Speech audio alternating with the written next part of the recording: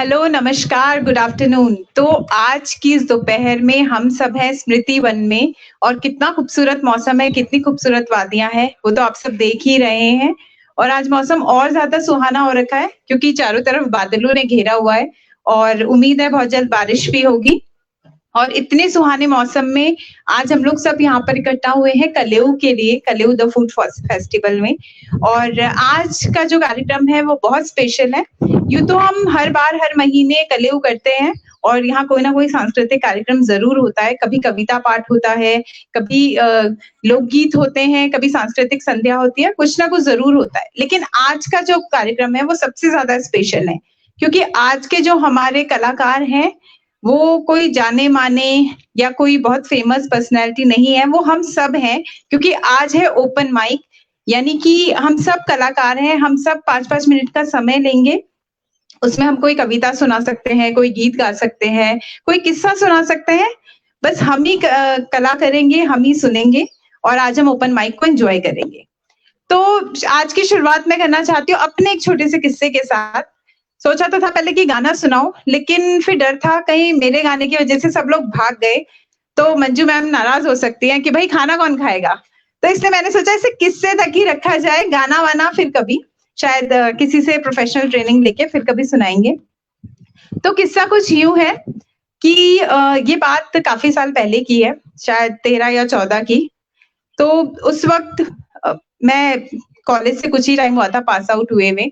तो एक छोटी शहर की लड़की जो बहुत ज़्यादा देहरादून से बाहर भी नहीं गई थी। एक आध बार कभी शायद दिल्ली गई होंगी, वो भी कभी रिलेटिव्स की शादी में या फैमिली के साथ। तो वो पहली बार एक जागृति यात्रा करके एक यात्रा होती है, जो ऑल ओवर इंडिया ट्रैवल करती है 15 डेज़ के लिए ऑन बोर्ड ट्रेन पर।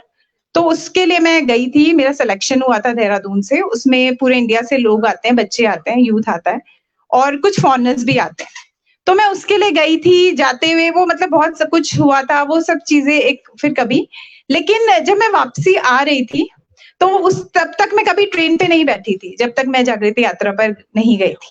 तो जाते हुए ट्रेन में गई, फिर पूरी यात्रा तो ट्रेन पर ही थी। लेकिन जब मैं वापस आई यात्रा से, तो मुंबई से दिल्ली मैं ट्रेन से आ रही थी। तो मुझे उसी दिन सुबह पता चला जिस दिन मुझे आना था कि मेरा टिकट कंफर्म नहीं है। मुझे कुछ मैसेज आया, लेकिन उस वक़्त तक मुझे पता ही नहीं था कि टिकट कंफर्म ना होने का क्या मतलब होता है।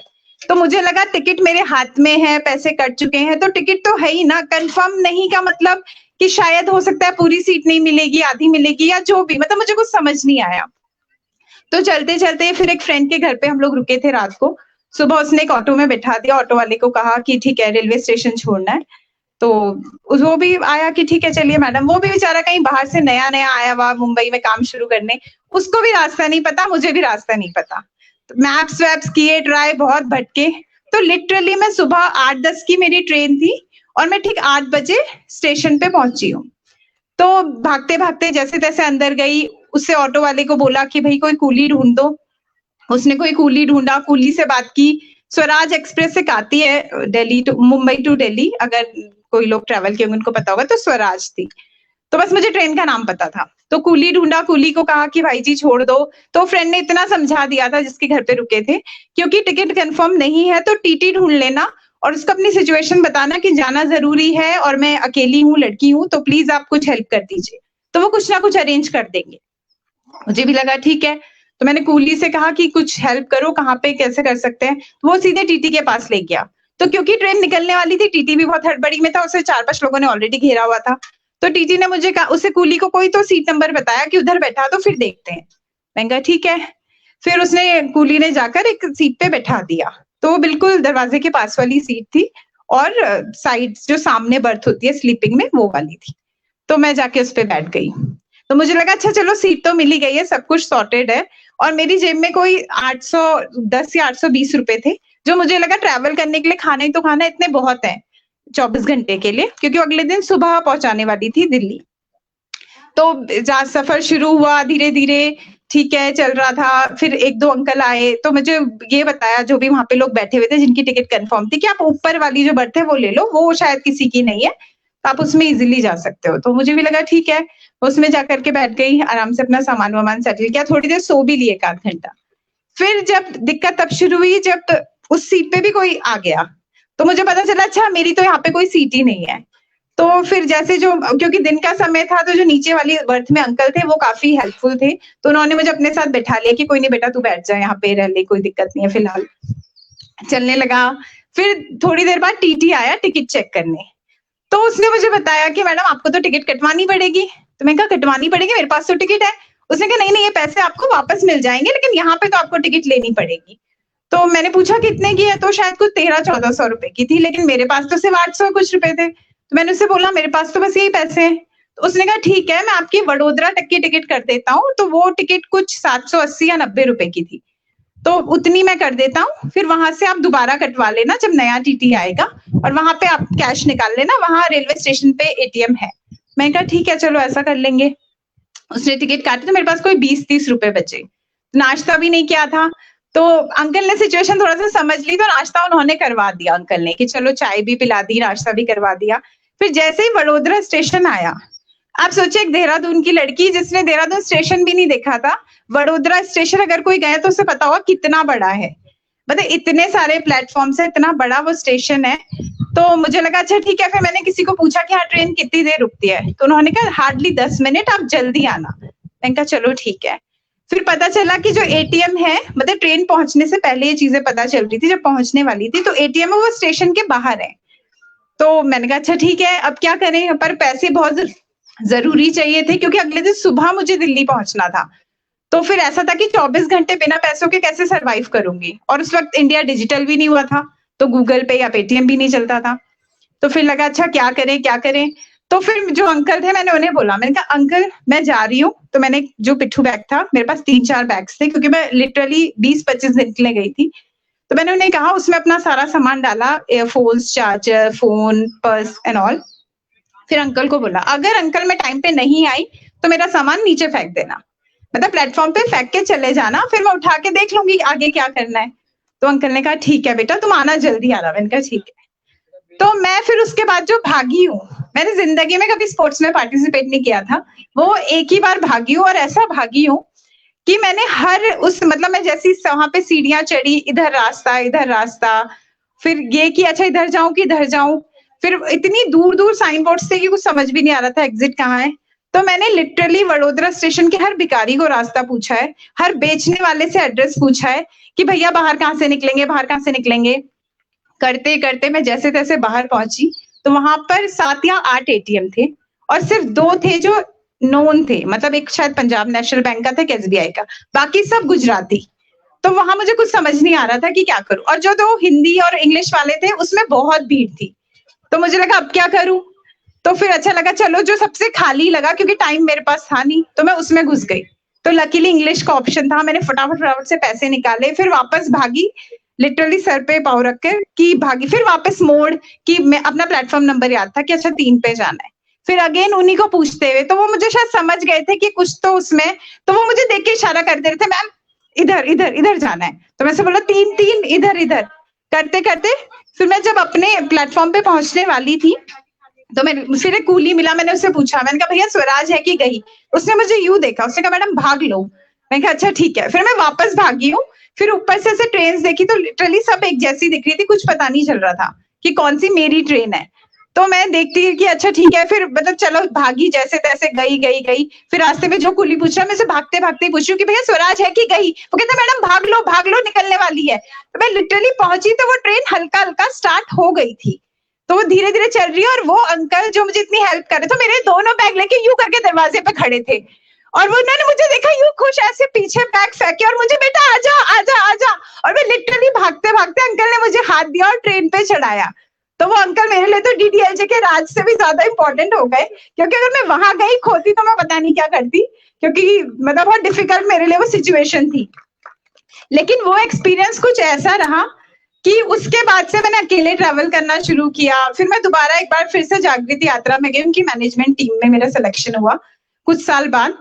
तो आप ये लगाओ कि पिछली बार ऐसी सिचुएशन थी कि मेरे घर वालों ने फोन कर करके मुझे परेशान कर दिया था, मतलब मुझे लिटरली बोलना पड़ा मुझे सोने दो, बहुत रात हो गई है, मत करो अब कॉल।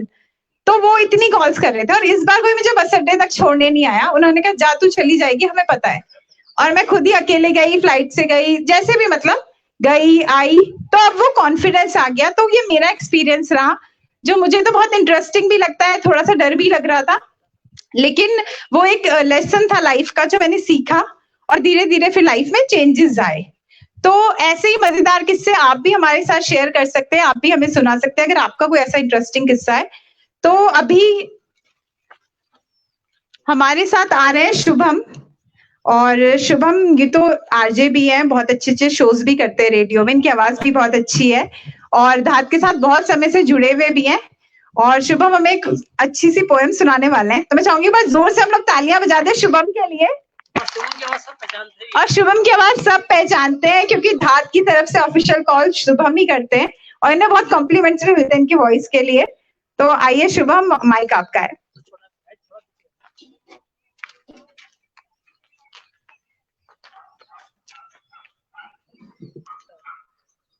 आपका धन्यवाद, आपने इतनी पहले ही प्रशंसा कर दी मेरी। लेकिन जो मेरी कविता है वो मैंने लिखी थी फरवरी 2020 में, और पहली और इकलौती कविता है जो मैंने लिखी थी, और उसके पीछे भी एक कारण था। पहले मैं कविता सुना देता हूँ अपनी, और उसके बाद मैं बताऊंगा कि क्या कारण था। तो शुरू करता हूँ। मेरे शहर में नहीं चलती पर सपनों में दौड़ती है वो, इस तरह मेरा ध्यान खुद की तरफ मोड़ती है वो।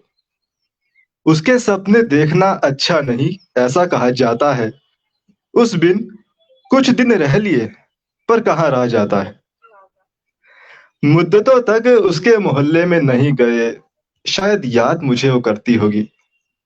उसको इजाजत नहीं है इसलिए ख्वाब में मेरे आती होगी। पहले भी मिलना कम होता था, सिर्फ देखना होता था। प्यार तो था पर इतना था ये कभी ना सोचा था। घर में मरम्मत का काम चल रहा है तो अभी नहीं दिखेगी वो, कुछ दिन बाद काम पूरा हो जाएगा तब घर को चलेगी वो। उसकी आवाज सभी को पसंद है, जिसे सुन पाना अभी मेरे कानों को बंद है। उसके बिना मैं और मेरा शहर लगता बहुत सूना है, तभी तभी तो उसकी छोटी सी कहानी को मैंने कविता में बुना है। कोई किसी भी राह में मिले पर मंजिल पर ही छोड़ती है वो, फिलहाल मेरे शहर में नहीं पर सपनों में दौड़ती है वो। उसने बताया था बस कुछ दिन में आने वाली है वो, इस सपने को हकीकत करने वाली है वो। तो ये एक छोटी सी कविता लिखी थी मैंने। Thank you. मजा आ गया। पर हाँ, मैं ये थोड़ा जानना भी चाहता हूँ कि आपको कुछ थोड़ा बहुत अंदाजा लगा कि ये किसके बारे में बात है। जी हाँ। तो बात ये थी कि नवंबर से लेके लगभग फरवरी तक देहरादून रेलवे स्टेशन का ट्रेन का आवागमन नहीं था, वहां पे कंस्ट्रक्शन का काम चल रहा था। तो मेरे साथ क्या है कि मुझे ट्रेन बहुत पसंद है, और उस दौरान इस हफ्ते में जब मैंने ये कविता लिखी थी, लगभग रोज सपने आते थे ट्रेन के। कभी मैं ट्रेन में बैठा हुआ जा रहा हूँ, कभी मैं जो ऊपर सीढ़ियां जाके जो आता है ना जहाँ से प्लेटफॉर्म पार करते हैं, वहां से मैं ट्रेन को जाते हुए देख रहा हूँ। कभी मुझे इंजन जाता हुआ दिखाई दे रहा है। और कहा जाता है कि जो नॉर्मल ट्रेन, रुकी हुई ट्रेन होती है ना, उसके सपने देखना अच्छा नहीं होता है, लेकिन मुझे रुकी हुई ट्रेन के सपने कभी नहीं आए। तो ये अच्छी बात थी मेरे लिए। मतलब मैं अभी भी नोटिस करता हूँ, अभी भी आजकल भी काफी आ रहे थे रेलवे स्टेशन की। मैंने मतलब गया नहीं कभी, मतलब बहुत टाइम से जा नहीं पाया वहां पे मैं। तो सपने आते रहते हैं, और अच्छी बात यही है कि रुकी भी के अभी तक सपने नहीं आए। तो खुशी की बात यही थी मेरे लिए, और बहुत बहुत धन्यवाद।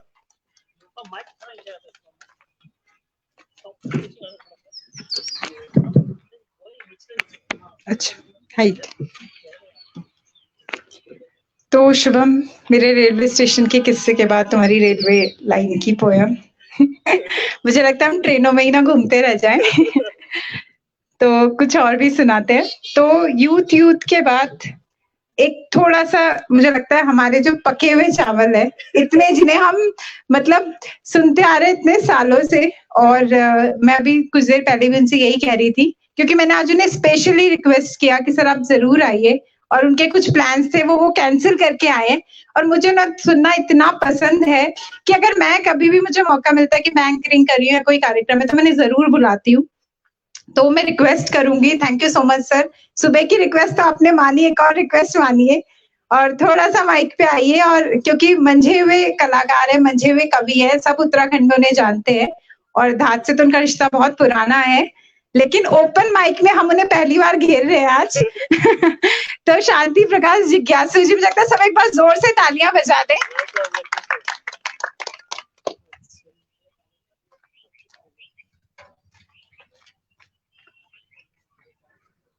थैंक यू अर्चना जी। आपने कहा कि आज घेर लिया, ऐसा नहीं है कि धात के लिए तो कहीं से भी गिरेंगे और कभी भी गिर जाएंगे।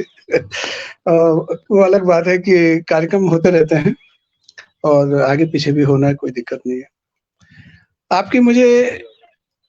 आपने जो बातें रखी इतनी लंबी उसमें मुझे 2 बातें बड़ी समझ आई। एक बात ये थी कि आपने कहा कि मुझे ट्रेन का जो सफर था बड़ा, मतलब आपका ये समझ लीजिए कि थोड़ी-सी भी आप कहीं चूक जाती तो आप या तो बड़ोदरा में होती या कहीं ट्रेन स्टेशन पर आपको बाहर निकाल दिया गया होता। इस बात से मुझे एक छोटा-सा किस्सा याद आता है कि मेरी बेटी, जैसे आपने कहा कि मैं हाथीबड़ किले में रहता था, तो मेरी बेटी को कालिदास रोड पता नहीं था, जो कि हमारे रोड से लगी हुई है कालिदास रोड। जबकि वो दून यूनिवर्सिटी जाती थी, वहाँ से आती थी, लेकिन उसको कालिदास रोड का पता नहीं था। एक दिन उसने मुझसे कहा कि पापा वो कालिदास रोड कहाँ है? मैंने कहा तुम कहाँ रहती हो? कि हाथीबड़ किले में। मैंने कहा कालिदास रोड पता नहीं कि नहीं, क्या काम है? तो उसकी कोई सहेली थी, उससे कुछ बातचीत करनी थी उसने, तो मैंने कहा ठीक है कोई बात नहीं, मैंने कहा बता दूंगा कहाँ है कालिदास रोड। मुझे उसकी बात ध्यान थी, मैं उसका ध्यान बाँट रहा था। उसके बाद कई काम हुए बीच में। उसके बाद जब हमने खाना खाया, तो लंच के बाद मैंने उसको कहा कि चल ज़रा बाहर चलते हैं। कहने लगी कहाँ? मैंने कहा चलो सही, थोड़ी देर में 10 मिनट में आते हैं। वो मेरी गाड़ी में बैठी। अक्सर मुझे गाड़ी में नहीं बैठने देती, मेरे को कहती तुम पीछे बैठो। वो गाड़ी खुद चलाती, ड्राइव खुद करती है। तो मैंने कोई बात नहीं, स्कूटर में हम बैठे और मैं कालिदास रोड से होते हुए जब एंड में चला गया, कालिदास रोड खत्म हो गई, उसके बाद मैंने उसको गाड़ी से उतारा और जो मैंने कहा ये पीछे जो पूरी दिख रही है, ये कालिदास रोड है। तो उसको उस दिन से पता चला कि पापा ये कालिदास रोड है, यहाँ तो मैं कई बार आई हूँ। तो मैंने कहा तेरी मर्जी है। उसके बाद हुआ ये कि उसको फॉरेन जाना था, तो फॉरेन जाने के लिए उसका वीज़ा और उसके बहुत सारे पेपर्स दिल्ली से तैयार होने थे। तो हुआ क्या कि वो सुबह मुझे कहती थी कि पापा आज दिल्ली जाना है। तो ठीक है कोई बात नहीं, हम बस में बैठते थे, दिल्ली दिन भर बस में चलते थे, रात को दिल्ली पहुँचते थे, सुबह वहाँ से काम होता था, शाम को देहरादून आ जाते थे। तो ऐसे बहुत सारे चक्कर काटने पड़े। एक दिन उसने मुझे कहा कि पापा क्या हम हवाई जहाज में नहीं जा सकते? हमें हवाई जहाज में जाना चाहिए। और ये तो मैंने उससे कहा कि क्यों पैसे बर्बाद करने, हवाई जहाज में जाने से अच्छा उसमें पूरे 4, 5, 6 घंटे पूरे लगते हैं, ज़्यादा बेटर है कि हम अपने बस से या ट्रेन से जैसे भी जाएँ और ये करें। तो मैंने उसकी बात नहीं मानी। उसने ये तक कहा था कि पापा पे मैं करूँगी, आपसे पैसा नहीं माँगूँगी, लेकिन मुझे हवाई जहाज में जाने का मतलब बहुत थक गई हूँ कई दिनों से। बस वक़्त की बात है, नहीं मन में आया, नहीं कर पाया मैं, या मुझे लगा कि मैं इसके पैसे क्यों खर्च करूँगा? जब जाना हवाई जहाज में तो मुझे खर्च करने हैं, तो मैं नहीं कर पाया। मैंने उसको कहा कि अच्छा आज जाएँगे, कल जाएँगे, नहीं जा पाए। लेकिन अंत में जिस दिन उसे फॉरेन जाना था सर, उसने यहाँ पर लोकल एयरपोर्ट का दरवाज़ा नहीं देखा हुआ था और जब दिल्ली इंटरनेशनल एयरपोर्ट पर मैंने उसे छोड़ा, तो उसके बाद सच बताऊँ कि मैं बाद में फूट-फूट के रोया। मेरी आज भी बड़ी एनीवे, मुझे लगा कि इस लड़की ने जो रिक्वायरमेंट थी इसकी बिल्कुल जायज़ थी। मैं ही मंदबुद्धि था या मैं ही इस ढंग की अपनी बातों में उलझा रहा और मैं अपनी गाँठ नहीं खोल पाया। मुझे करना चाहिए था ऐसा, जो मैं नहीं कर पाया। एनीवे, लड़की यहाँ से अकेली ताइवान के लिए निकली। सुबह जब वो हांगकांग नहीं, ये बीच में एक मलेशिया, ये नीचे एक और कोई दूसरा नाम है, बड़ा अच्छा नाम। वहाँ जब पहुँची हो तो उसने कहा कि पापा मैं यहाँ पहुँच गई हूँ। अच्छा ठीक है। उसके बाद जब हांगकांग पहुँची और उसके बाद उसकी शटल बस आई तो उसने कहा कि मैं अपनी यूनिवर्सिटी में पहुँच गई हूँ। तो मुझे बड़ी खुशी हुई, मतलब तब तक मेरा दिल अटका रहा जब तक वो अपनी यूनिवर्सिटी में नहीं गई। तो कई बार हम क्या करते हैं कि छोटी-सी गलती, मान लिया आपके पास 800 रुपए थे तो आपकी कैपेसिटी थी, आप 2000 भी रख सकती थी, लेकिन वक़्त की बात है नहीं हो पाया। तो ऐसी जो चांस होते हैं, इन चांस में कई बार हम बड़ी चूक कर जाते हैं। तो मुझे लगता है कि जब हम घर से बाहर निकलते हैं या कोई बड़ा काम करते हैं, तो इन चूकों पर पहले हमें थोड़ा-सा वर्कआउट ज़रूर करना चाहिए। ये मेरी आप सब लोगों से गुज़ारिश है। और बाकी तो मुझे अपने बारे में कुछ नहीं कहना है कि अर्चना ने कहा कि यहाँ सब नए लोग हैं, मैं बहुत नया नहीं हूँ, बाद में उन्होंने क्लियर कर दिया। तो एक कविता आपको सुनाता हूँ मैं। कविता मुझे लगता है कि आप सबको स्मृति वन से जोड़ रहा हूँ मैं।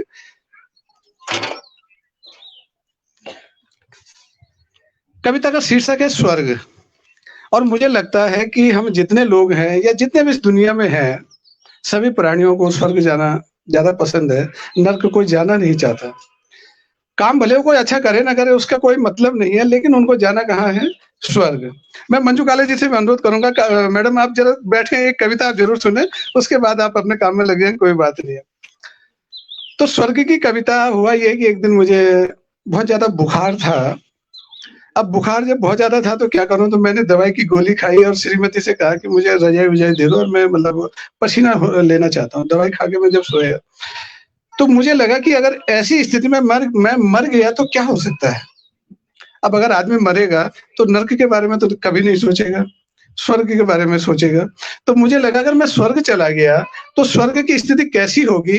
अब जो स्वर्ग मैंने देखा है और जो मैंने भोगा है वो मैं आप सब लोगों के साथ शेयर करता हूँ। आप जुड़िए मेरे साथ और आप स्मृति वन से भी जुड़ सकते हैं, उसमें स्वर्ग ही नहीं, ये भी इससे भी जुड़ सकते हैं कि यूँ तो मैं रोज़ सोता हूँ, कल भी सो गया। कि यूँ तो मैं रोज़ ही सोता हूँ, कल भी सो गया, देखते ही देखते मीठे से ख्वाब में खो गया। मंजू जी, कि देखते ही देखते मीठे से ख्वाब में खो गया और ख्वाब में जैसे मैं मर गया। कि यूँ तो मैं रोज़ सोता हूँ, कल भी सो गया, देखते ही देखते मीठे से ख्वाब में खो गया और ख्वाब में जैसे मैं मर गया। यमराज भैंसे में नहीं, भैंसे के हड्डियों के ढांचे में आया और मुझे सीधा विधाता के पास ले गया। मैं भी हाथ जोड़कर नतमस्तक हो गया। विधाता ने मुझसे पूछा, तुम कभी हो? विधाता ने मुझसे पूछा, तुम कभी हो? तुमने लोगों को हंसाया, गुदगुदाया, भावनाओं में बहाया। नंबर तो नर्क का है, पर तुम्हें स्वर्ग भेजता हूँ। नंबर तो नर्क का है, पर तुम्हें स्वर्ग भेजता हूँ। नंबर तो नर्क का है, पर तुम्हें स्वर्ग भेजता हूँ। स्वर्ग द्वार पर तलवार लिए राक्षस नुमा 3 संतरी मिले। स्वर्ग द्वार पर, जबकि बहुत अच्छे-अच्छे होने चाहिए थे, कि स्वर्ग द्वार पर राक्षस नुमा 3 संतरी मिले। घास फूस का स्वर्ग द्वार, घास फूस का स्वर्ग द्वार खोलता हुआ संतरी बोला कि भाग्य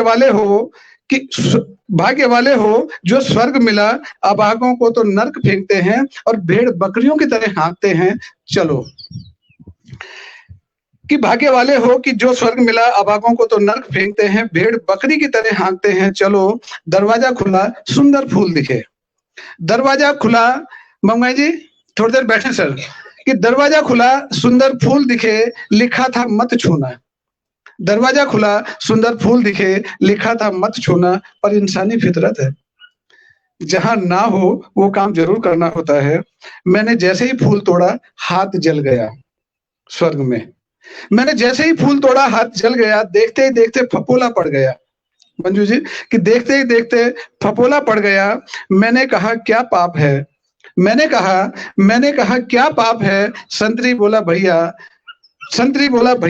फूलों की जगह धरती में भी तो साफ है। संतरी बोला भैया फूलों की जगह भी तो धरती में साफ है। मैंने बहते पानी में हाथ डाला, फपोला पड़ गया था, तो मैंने बहते पानी में हाथ डाला, हाथ कीचड़ से भर गया। मैंने बहते पानी में हाथ डाला, हाथ कीचड़ से भर गया। मैंने कहा क्या मुश्किल है? संतरी बोला भैया गंगा जमुना भी तो दूषित है। संतरी बोला भैया गंगा जमुना भी तो दूषित है। मैंने देखा सूरज आग उगल रहा है, पक्षी झुलस रहे हैं। मैं पेड़ की छांव में बैठ गया। मैंने देखा कि सूरज आग उगल रहा है, पक्षी झुलस रहे हैं। मैं पेड़ की छांव में बैठ गया और थोड़ी देर में दीमक और कीड़ों से भर गया। पेड़ पर दीमक लगे हुए थे, कि थोड़ी देर में दीमक और कीड़ों से भर गया। मैंने संतरी से पूछा, यहाँ की घास लाल है, नदी में कीचड़ है, फूलों में आग है, ममता कहीं दिखती नहीं, अपना अपना राग है। मैंने संतरी से पूछा, यहाँ की घास लाल है, नदी में कीचड़ है, फूलों में आग है, ममता कहीं दिखती नहीं, अपना अपना राग है। संतरी बोला तुम कभी हो, समाज की समझ रखते हो, तब स्वर्ग मिला। संतरी बोला कि तुम कवि हो, समाज की समझ रखते हो, तब स्वर्ग मिला, नर्क की हालत और भी खराब है। नर्क की हालत तो और भी खराब है, नर्क की हालत और भी खराब है। मैंने पूछा क्यों? मैंने पूछा क्यों? कहने लगा जब मनुष्य लालची हो गया है, कहने लगा जब मनुष्य लालची हो गया है, पेड़ पौधों को काट कर व्यापार कर रहा है, चारों तरफ लूट मचा रहा है, हरे खेतों में जहरीली फैक्ट्रियां लगा रहा है, नदियों में गंदगी मिला रहा है, नदियों में गंदगी मिला रहा है, हरियाली काट कर कंक्रीट के इमारतें बना रहा है, शहर की आबो हवा को दूषित कर रहा है, उसी का असर भैया स्वर्ग में भी हो रहा है। उसी का असर भैया स्वर्ग में भी हो रहा है। उसी का असर भैया स्वर्ग में भी हो रहा है। कल मरकर स्वर्ग जाओगे क्यों सोचते हो? कल मरकर स्वर्ग जाओगे क्यों सोचते हो? स्मृति वन से अच्छा स्वर्ग कहाँ खोजते हो? कल मरकर स्वर्ग जाओगे क्यों सोचते हो? स्मृति वन से बड़ा स्वर्ग कहाँ खोजते हो? मैं डर गया और जोर से चिल्लाया, मैं डर गया, जोर से चिल्लाया, ये स्वर्ग है कि नर्क? ये स्वर्ग है कि नर्क? तभी मेरे बच्चों ने मुझे झकझोरा, तभी मेरे बच्चों ने मुझे झकझोरा। ये स्वर्ग है न नर्क है, ये पृथ्वी पर तुम्हारा अपना घर है। ये स्वर्ग है न नर्क है, ये पृथ्वी पर तुम्हारा अपना घर है। नींद खुली देखा जिंदा हूँ, नींद खुली देखा जिंदा हूँ। उठा और उठकर कान पकड़े कि आज से प्रकृति के साथ न्याय करूंगा, जैसे सुशील पोखरियाल जी पुरोहित जी कर रहे हैं कि और हमारे अमोली जी कर रहे हैं कि उठा और उठकर कान पकड़े कि आज से प्रकृति के साथ न्याय करूंगा, इसको सजाने संवारने में सहयोग करूंगा और बच गया गनीमत है। आज के बाद स्वर्ग की कभी भी कल्पना नहीं करूंगा, कभी भी कल्पना। बहुत धन्यवाद अर्चना जी।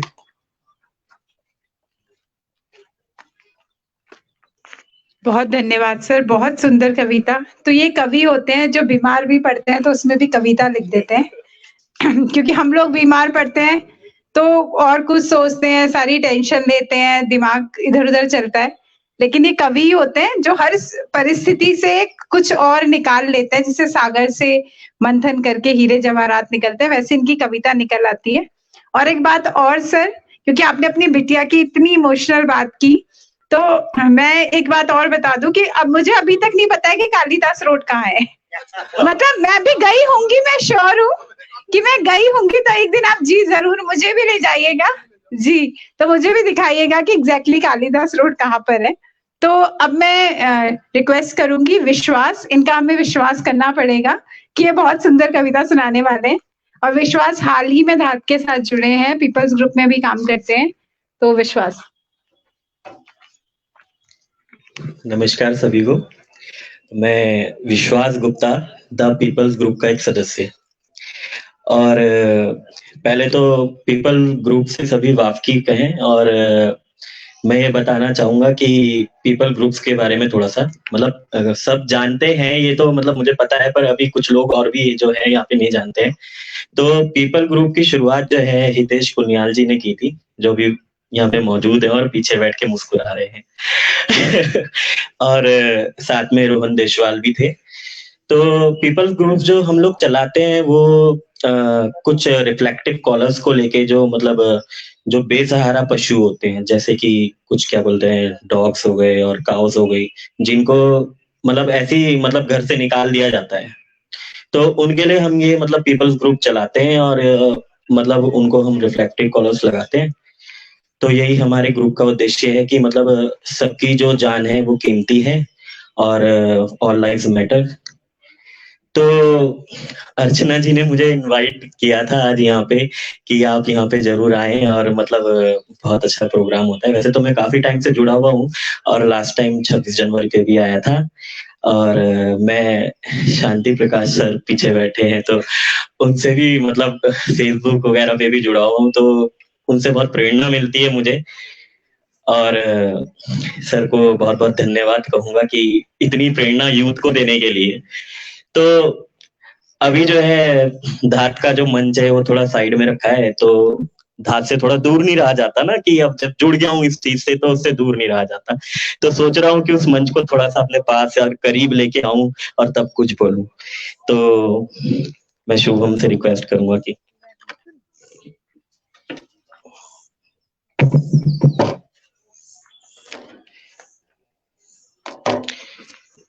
तो अपना तो कुछ लिख नहीं पाया अभी इस बार, तो क्योंकि इतना समय नहीं मिला मुझे। आज सुबह हम लोगों ने भी क्योंकि एक प्रोग्राम रखा था रिफ्लेक्टिव कलर्स का पीपल्स ग्रुप की तरफ से, तो इतना कुछ बोल नहीं पाऊंगा।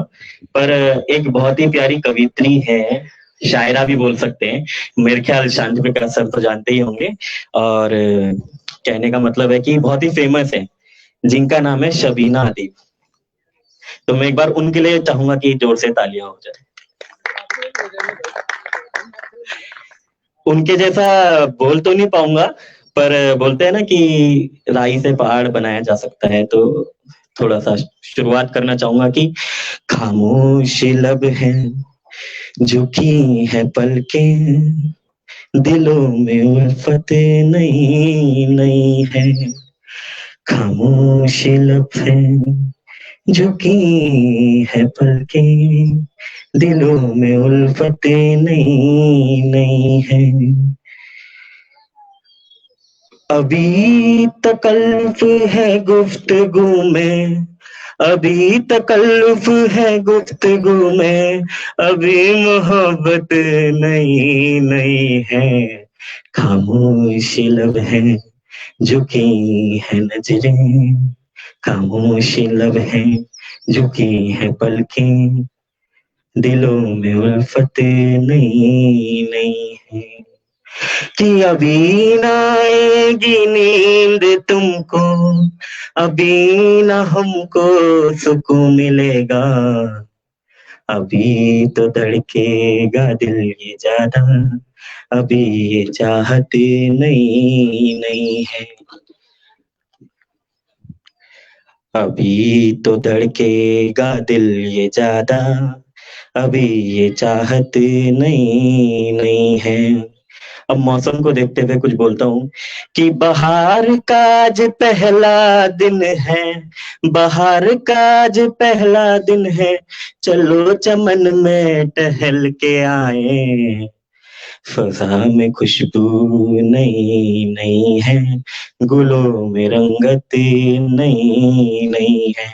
अच्छा, जो कविता पढ़ते हैं ना तो उनका एक अंदाज होता है कि मतलब किसी एक को अपने सामने जो ऑडियंस है उनको एक के पकड़ के और बोला, जैसे मैं अर्चना जी को कि अर्चना जी आपसे दाद चाहूंगा कि जो खानदानी रईस है वो मिजाज रखते हैं नर्म अपना, जो खानदानी रईस है वो मिजाज रखते हैं नर्म अपना, तुम्हारा लहजा बता रहा है, तुम्हारी दौलत नहीं नहीं है, तुम्हारा लहजा बता रहा है, तुम्हारी दौलत नहीं नहीं है।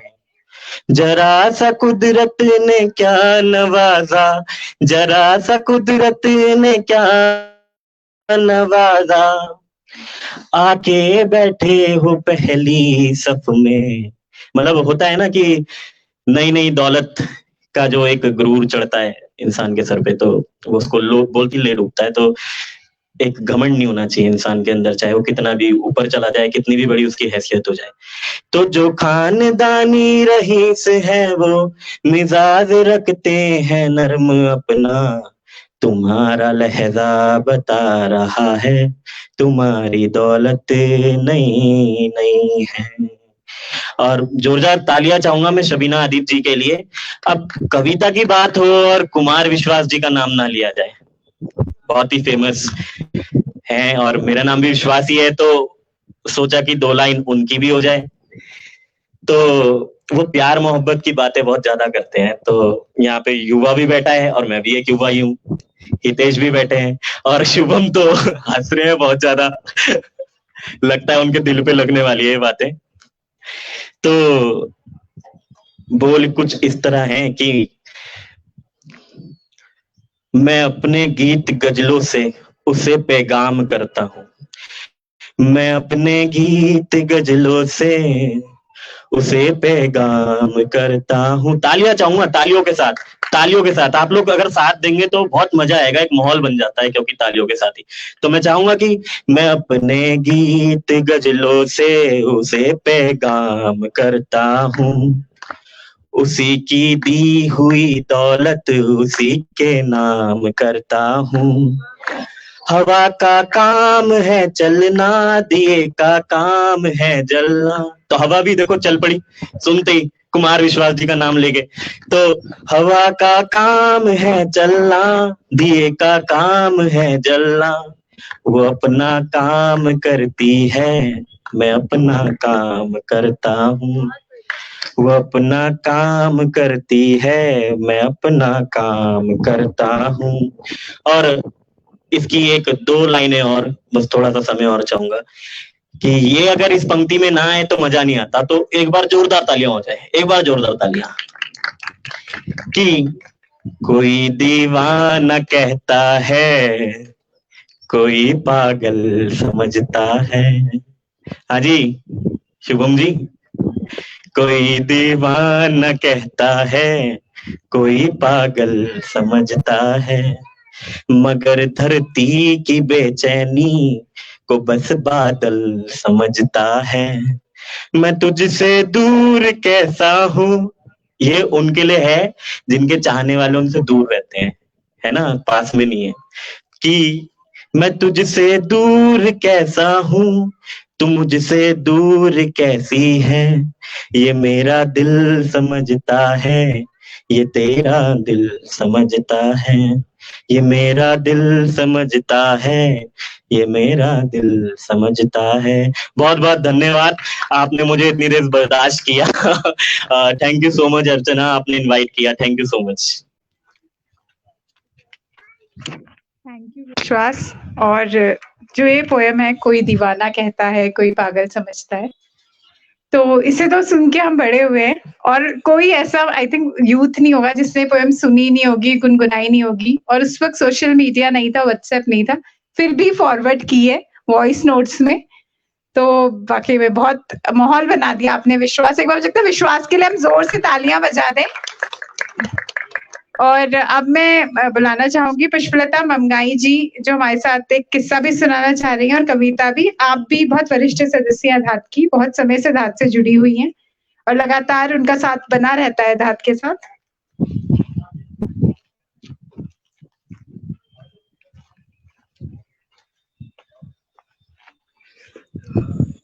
धन्यवाद अर्चना गुआरी जी माइक पे आने के लिए। आज बहुत दिनों के बाद ये इच्छा पूरी हुई है। अन्य बार कभी माइक मिल नहीं पाता है, इच्छा मन में रह जाते हैं, लेकिन आज के लिए बहुत बहुत धन्यवाद। मैं डाइट से रिटायर्ड प्रवक्ता हूँ और फिलहाल संपादक, एक पत्रिका की संपादक भी हूँ। ये तो कभी मैं ऐसे बता रही हूँ, ऐसे कोई वो नहीं है। मैं आपको एक पहले, आप सब बहुत छोटे हैं मुझसे, मैं बहुत सीनियर सिटीजन हूँ, और सीनियर सिटीजन की भी सीनियर सिटीजन हूँ। आप बहुत छोटे हैं। मैं एक छोटा सा किस्सा सुनाना चाहती थी, पता नहीं आप लोगों को पसंद आए ना आए। मार्मिक किस्सा है, मतलब मेरे जीवन का, जो मुझे भूलता ही नहीं है।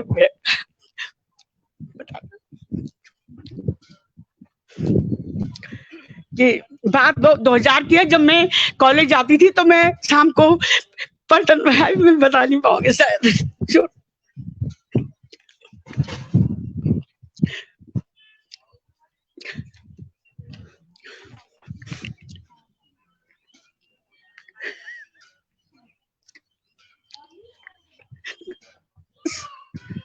इसके बाद बोल दूंगी मैं ना, मैं इसके बाद।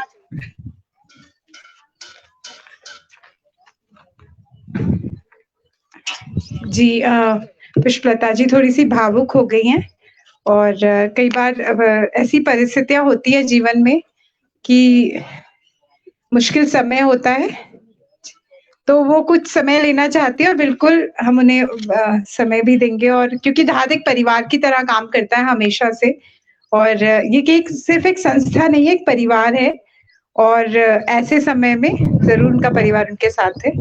तो अब मैं आग्रह करना चाहूंगी सुशील जी से, क्योंकि वो भी बहुत पुराने साथी हैं धात के, और मतलब हम गढ़वाली में कहते हैं ना लोग, गितेर है हमारे धात के, और पहले हम लोग होली के कार्यक्रम किया करते थे, कोरोना के बाद से कुछ विराम लग गया है, लेकिन हम फिर दोबारा से करेंगे। तो उन होली के गीतों में जो रौनक रहती थी वो सुशील पुरोहित जी लगाते थे, जो रौनक लगाना बोलते हैं। तो सर एक गीत लगा दीजिए आप जी। फिर अंदर देखिए सर डिमांड आ रही है, तो आपसे रिक्वेस्ट करूंगी मैं कि प्लीज आप आइए और जो आपकी इच्छा हो वो हमारे साथ साझा कीजिए।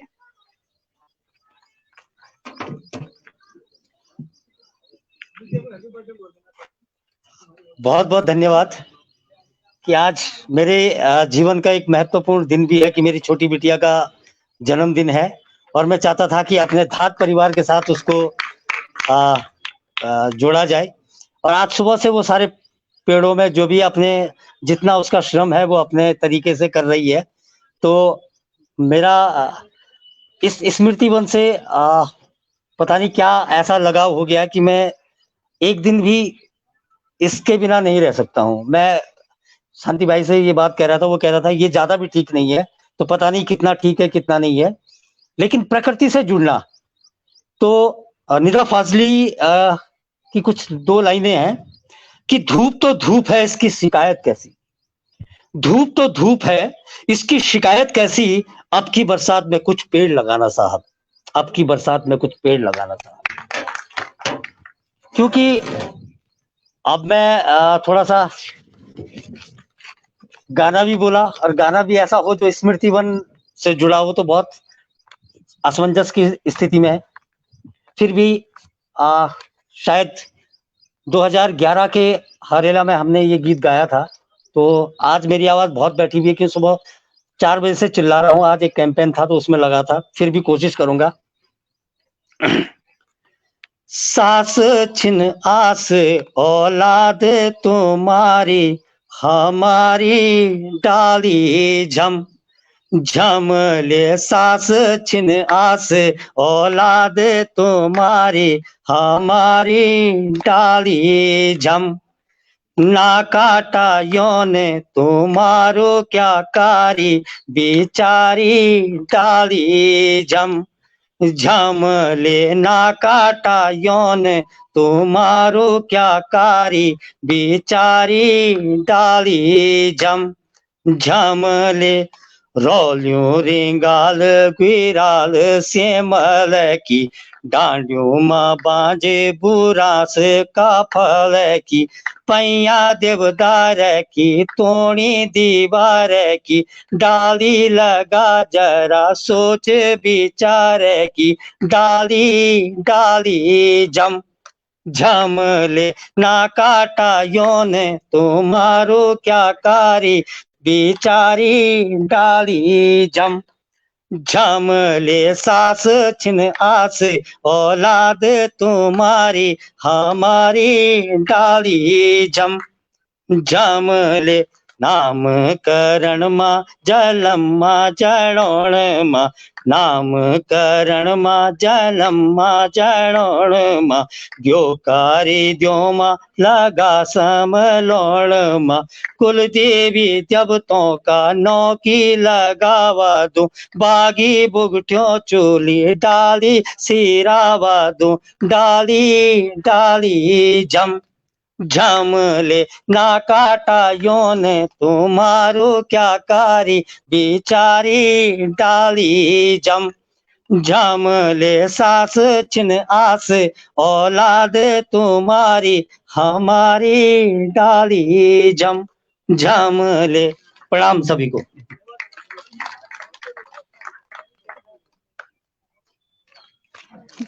बहुत धन्यवाद सर, बहुत सुंदर गीत। मन कर रहा था चौफला करने का, इतनी वो आ रही थी रिदम, पर नहीं, ज्यादा लोग चाहिए होते हैं, फिर सबको आना चाहिए। तो जैसे मैंने कहा सर रौनक लगा देते हैं, तो बिल्कुल वैसा ही था। तो अब पुष्पलता जी तैयार है हमारे साथ अपनी कविता किस्सा साझा करने के लिए। एक बार जोर से तालियां बजाकर उनका हौसला बढ़ाइए।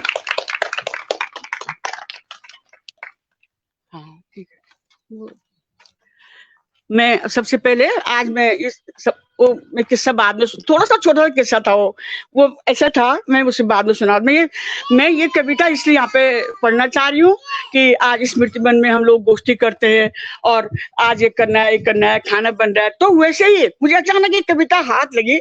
मैं बहुत किताबें संभाल के रखती हूँ, बहुत पुरानी किताबें, तो इसमें मुझे अचानक से ये कविता भी मैं सरसरी निगाह मारी। जंगल में नववर्ष, मतलब हम आने वाले नववर्ष को कैसे मनाएंगे उसके भी बारे में भी सोच सकते हैं। स्मृति वन के जो हम भी हैं सदस्य, हम भी कर सकते हैं। देखो अब आगे सुनिए आप। आया फिर नववर्ष, मतलब आएगा ये कोई बात नहीं है, मतलब ये कविता आप गौर सुनिए। सारी दुनिया हर्षाई, आया फिर नववर्ष, सारी दुनिया हर्षाई, जंगल के जीव जंतुओं की खुर्रम खरगोश ने सभा बुलाई। जंगल के जीव जंतुओं की खुर्रम खरगोश ने सभा बुलाई। विषय साफ था सभा का, जैसे स्मृति वन के हमारे ये जो हैं हमारे मुख्य हमें साफ विषय वो बताते। देखो है, विषय साफ था सभा का, जंगल को चमन बनाना है, किस तरह जीवन सुखमय हो और चैन अमन लाना है। सभा में आई जंगल की जनता, सभा में आई जंगल की जनता, अपनी समस्याएं सुझाव रखे, अपनी समस्याएं सुझाव रखे। विचार मंथन शुरू हुआ, विचार मंथन शुरू हुआ, सबने अपने अपने प्रस्ताव रखे, सबने अपने अपने प्रस्ताव रखे। सबने निर्णय हुआ सर्वसम्मति से, निर्णय हुआ सर्वसम्मति से, बड़े छोटों को नहीं सताएंगे हैं। निर्णय हुआ सर्वसम्मति से, बड़े छोटों को नहीं सताएंगे, सब रहेंगे मिलजुल कर जंगल को भी बचाएंगे, सब रहेंगे मिलजुल कर जंगल को भी बचाएंगे। जंगल है धरती की शोभा, जंगल है धरती की शोभा, इससे होती पर्यावरण की रक्षा, इससे होती पर्यावरण की रक्षा। स्वार्थी मानव नहीं उजारता, स्वार्थी मानव नहीं उजारता, करेंगे हम इसकी सुरक्षा, करेंगे हम इसकी सुरक्षा। लुप्त हो रहे अनेक जीव जंतु, लुप्त हो रहे अनेक जीव जंतु, उनको भी बचाना है, उनको भी बचाना है। भय आतंक शोषण उत्पीड़न को जंगल से दूर भगाना है। जंगल का प्रशासन होगा, जंगल का प्रशासन होगा, उसमें प्रतिनिधित्व सभी का होगा, उसमें प्रतिनिधित्व सभी का होगा। निर्णय सब सामूहिक होंगे, निर्णय सब सामूहिक होंगे, सबका समान भला होगा। ये कविता जो है हमारे अयोध्या प्रशासक भारती जी की है और आप लोगों को साथ अच्छी लगी होगी, जैसी भी लगी होगी। तो जो किस्सा था वो इस प्रकार से था कि सन 2000 की है। मैं मतलब कॉलेज पढ़ाती थी, उसके बाद शाम को जैसे पलटन बाजार गए तो जब मैं घंटा घर तक पहुंच जाती थी तो एक गाना बहुत सुनाई देता मुझे। कई दिन बीत गए, महीना 2 महीने 3 महीने 4 महीने। कन्बाजी मुरली हो बेना ऊंची नीची डांडियों मां, ये गाना मतलब मैं और मेरा मन पता नहीं क्यों मैं थोड़ा भावुक तो हुई शुरू से ना, और मेरा मन बहुत। फिर मैं घर चली जाती थी उस दिन, तो फिर आए 5-6 दिन बाद पलटन बाजार। फिर जब पता नहीं वहां पे ना सुनाई देता था मुझे बाजार में जहाँ पे वो बैठता था, कोई एक सूरदास थे, अक्सर मुझे घंटा घर पर क्रॉस करके ही आवाज आती थी। एक दिन में तो बहुत ही मतलब आंतरिक मतलब किस्सा है, मैं वापस गई फिर मैं वहां पे पलटन बाजार के सुरात में, और मैंने उसको ढूंढा कि आखिर ये आवाज आती कहाँ से है। ये मतलब इतने सुंदर गाना तो ये बहुत पुराना है, कन्बाजी मुरली आपने शायद सुना ही होगा। तो मैं उस दिन वापस गई और पता किया तो देखा मैंने वहां पे एक सूरदास थोड़ा काफी से एज के थे, तो वो बंसी बजा बजा के गाने को गाते रहते थे। तो मैंने उस दिन उनसे कहा कि आप तो बहुत ही अच्छा बजाते हैं, बहुत ही अच्छा, मतलब मैं कब से सुन रही हूँ। मतलब फिर मैंने उनको थोड़ा बहुत जैसे भी अपनी श्रद्धा से उनको थोड़ा सा मतलब इनाम दिया। फिर मैं चली गई, फिर मैं कई दिनों बाद फिर गई तो मैंने कहा आजकल भैया तुम क्यों नहीं बजाते हो बंसरी, मतलब जैसे कि होता है ना किसी का स्पेशल काम, तो ऐसे स्पेशल काम समझ लो, क्यों नहीं बजाते हो आप बंसरी। अब देखा मैंने हाथ में बंसरी भी नहीं थी। उन्होंने कहा कि मेरी बंसरी तो सड़ गई है माँ, सन मेरी बंसरी सड़ गई। तो सड़ती हो बारिश पड़ती होगी आप, और कौन सा बहुत महंगी बंसरी होगी वो बजाने वाली, वो वहीं पे मिलती है पलटन बाजार में 10 रुपए की। मैंने फिर उनको जितने भी मतलब मैं समझ सकती थी उस समय, आज से 3 वर्ष पहले, फिर मैंने उनको पैसे दिए और कहा कि लो तुम बंसरी खरीदना। और तुम उसको बजाया करना। उसके बाद फिर जब बहुत समय हो गया मैं उस बंसरी की आवाज को नहीं फिर मैंने वो गाना नहीं सुना, काफी समय हो गया। उसके बाद अपने जीवन में भी काफी उतार चढ़ाव आए, सुना नहीं गाना। तो तब मैंने सोचा कि न जाने कहीं चला गया होगा, कहीं खत्म हो गया होगा वो बंसी वाला। बस इतना ही था। धन्यवाद।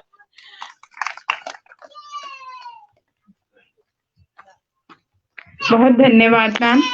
और बांसुरी शायद सभी को पसंद होती है और वाकई में लगातार जो हम अगर रोज किसी आवाज को सुन रहे हो भी इतनी मधुर बांसुरी की आवाज, एक दिन मन भी ना सुनाई दे तो ऐसा लगता है कि कुछ छूट रहा है, कुछ मिसिंग है।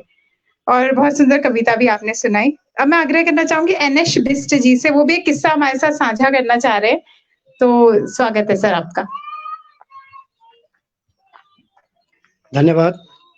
सभी धात संस्था के सदस्यों को मेरा प्रणाम। नाम नेत्र सिंह बिस्ट, जनपद चमोली, ब्लॉक देवाल, गांव देवसारी, हाल मुकाम लोअर रतनपुर, देहरादून। 38 साल भारत सरकार की सेवा करने के बाद 2020 में रिटायर हुआ। उसके बाद पुनः राज्य सरकार की सेवा में अभी तत्पर हूँ, नेशनल हेल्थ मिशन में। और मैं आज यहाँ पर कुछ सुनाने नहीं आया हूँ, केवल एक संदेश देने के लिए आया। इस संस्था के बारे में पहले से जानकारी है और इस संस्था से जुड़े हुए सिस्टर ऑर्गेनाइजेशन है मेरे प्रेरणा स्रोत डॉक्टर दत्ताराम पुरोहित जी। शायद आप सभी लोग उन्हें जानते होंगे।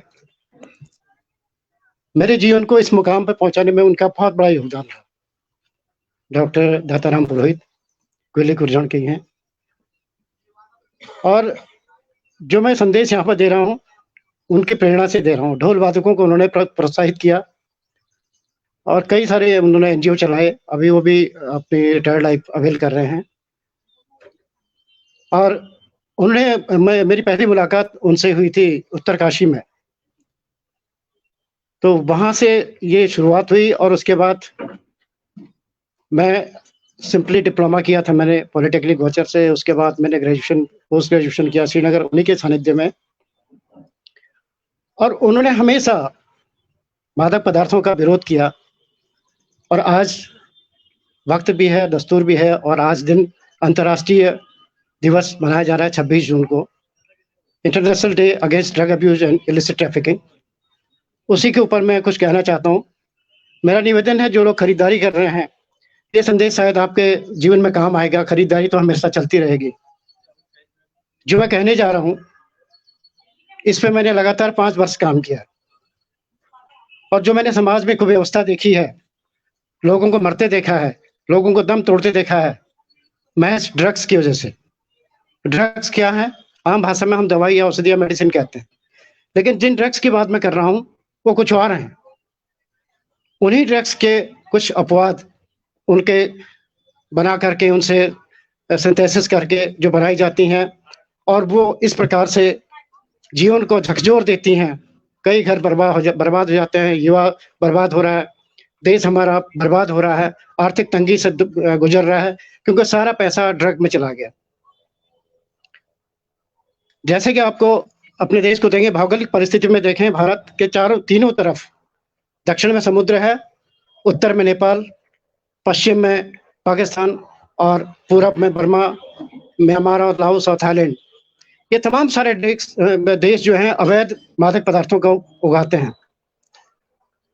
क्योंकि ड्रग्स वही चीजें होती हैं जो मनुष्य के जीवन में, कोई भी मनुष्य उसका इस्तेमाल करता है तो उसके जो केंद्रीय तंत्रिका तंत्र है उसकी गतिविधि को या तो बढ़ा देता है या घटा देता है या उसको हेलुसिनेशन यानी कि भ्रामक स्थिति में पहुंचा देता है। जो आज हमारे समाज में, यहाँ पर देहरादून में हम देखते हैं, देहरादून में जितने भी टेक्निकल इंस्टीट्यूट्स हैं, जितने भी यहाँ पर बड़े बड़े कॉलेजेस हैं, उसके आसपास आप लड़कों की हालत देखिए। मेडिकल कॉलेजेस हैं, उनके आसपास के बच्चे जो पढ़ रहे हैं उनकी हालत देखिए। क्योंकि इसके तरफ आदमी इस कदर झुक जाता है कि वो फिर उभर नहीं पाता। पुराने जमाने में कहते थे अगर किसी को बर्बाद करना है, कहते थे जो सनी लगा दो और इसको मकान बनाने की सलाह दे दो, तो बेचारा उसी मकान बनाते बनाते आखिर में खत्म हो जाता था।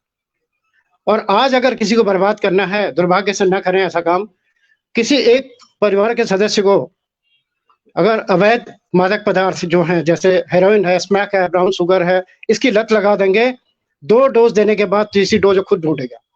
उसके लिए अपने घर परिवार आस पास पड़ोस सबकी चोरी चकारी करेगा, क्योंकि उसको उसकी आवश्यकता है और उसको लेने के लिए कुछ भी कर सकता है। तो मेरा कहना यही है कि ये जो ड्रग्स का अवैध व्यापार हमारे आसपास चल रहा है, हम लोग जानते हुए भी और न जानते हुए भी इन चीजों को इग्नोर कर देते हैं, कहते छोड़ो रहने दो।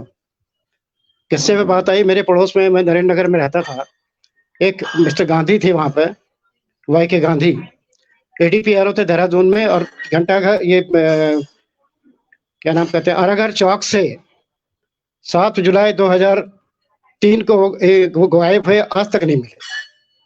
और उनका इकलौता बेटा था, यहाँ पर जो पटेल इसमें क्लेमेंट टाउन में जो कॉलेज है ग्राफिक era, उसमें बीटेक कर रहा था, और इस कदर उसे लत लगी स्मैक हीरोइन ब्राउन शुगर की, वो फिर लौट के नहीं आया।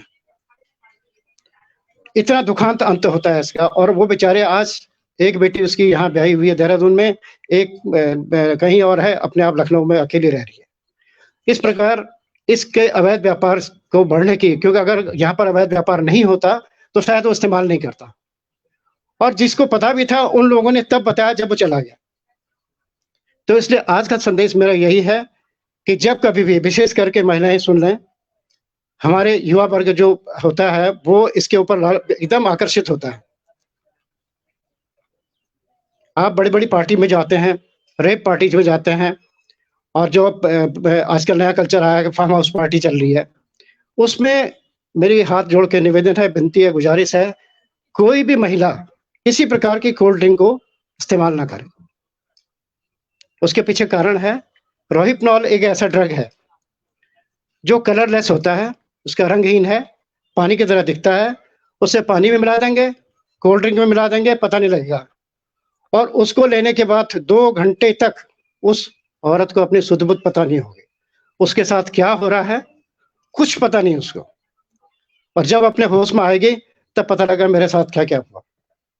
तो इसलिए कोल्ड ड्रिंक का जो प्रचलन है पार्टीज में विशेष करके, और शादी के ब्याह की पार्टी में मॉकटेल करते हैं, शरारत करने वाले तत्व वहां भी शरारत कर सकते हैं, इसलिए मॉकटेल के पीछे मत जाइए आप। हाँ, कोल्ड ड्रिंक आप बोतल से ले, पहले तो इसका कोल्ड ड्रिंक नहीं, क्योंकि इससे कोई ज्यादा फायदा है नहीं, केवल एक शौकिया तौर पर है।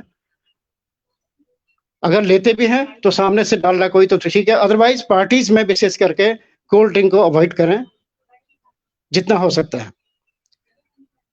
एक सुट्टा लगाते हैं, कहते हैं एक सुट्टा लगाएंगे ज्यादा क्या फर्क पड़ रहा, लेकिन वही एक सुट्टा बहुत महंगा पड़ता है, जिसको चरस या हम अत्तर बोलते हैं, चरस बोलते हैं, सुल्फा बोलते हैं, या गांजा है, उसके पत्तियां होती हैं। ये तमाम सारी चीजें आसानी से मिल जाती हैं, लेकिन इसका परिणाम कहाँ जाएगा? आप अपने बचपन के दिन याद करिए, अगर आप स्कूल कॉलेज में ध्यान नहीं देते थे, पढ़ाई में ध्यान नहीं देते, गुरुजी यही कहते थे, क्या हो गया तेरे को, भांग पिया क्या? और शायद आपने कभी भांग लिया भी होगा। भांग के पकौड़े अक्सर लोग होली पे इसका इस्तेमाल करते हैं। वो एक ऐसा नशा है, उसमें इंसान अगर ज्यादा हो गया, उसका नशा ज्यादा होने के बाद वो अपने आप को इस दुनिया में नहीं समझता। वो रो रहा तो रोएगा, हंस रहा तो हंसेगा, जो काम पे जा रहा हो चला जा रहा, कुछ नहीं करता। हेलुसिनेशन क्रिएट हो जाता है ब्रेन में। तो इसी प्रकार के तमाम सारे हैं ड्रग्स के नाम पे, जो आजकल MDMA है, एक्सटेसी है, या हेरोइन है, स्मैक है, ब्राउन शुगर है, कोकेन है, बहुत सारी चीजें हैं। और जो देहरादून के आसपास में काफी प्रचुर मात्रा में इसका अवैध व्यापार हो रहा है।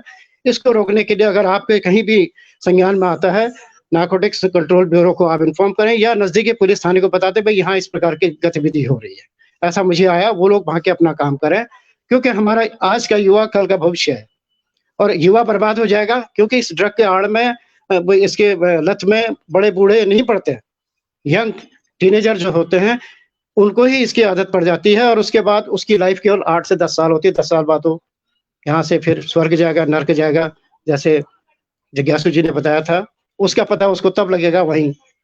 तो इसलिए गुजारिश है सभी से, अगर इस प्रकार की कोई घटनाएं आपके संज्ञान में आती हैं, ऐसी कोई सीन आता है, तो जरूर स्थानीय पुलिस की मदद करें, और साथ ही साथ अपने समाज की सेवा में तत्पर रहें। धन्यवाद। बहुत धन्यवाद बिष्ट जी, और बहुत अच्छा मैसेज उन्होंने दिया है। हमें सजग रहने की भी जरूरत है, जागरूक रहने की भी जरूरत है, और ऐसी चीजों से दूर रहने की भी जरूरत है। तो अब मैं आग्रह करूंगी अनूप कुमार जी, क्योंकि मैंने सुना बहुत अच्छी बातें कहते हैं, बहुत अच्छे किस्से सुनाते हैं। तो अनूप कुमार जी से मैं आग्रह करूंगी कि वो आए और अपनी बात हमारे साथ साझा करें और अपना परिचय भी दे जी, क्योंकि नए सदस्य वो हमें दिख रहे हैं, बहुत लोग उनसे परिचित नहीं है, तो थोड़ा सा अपने बारे में भी हमें बताएं।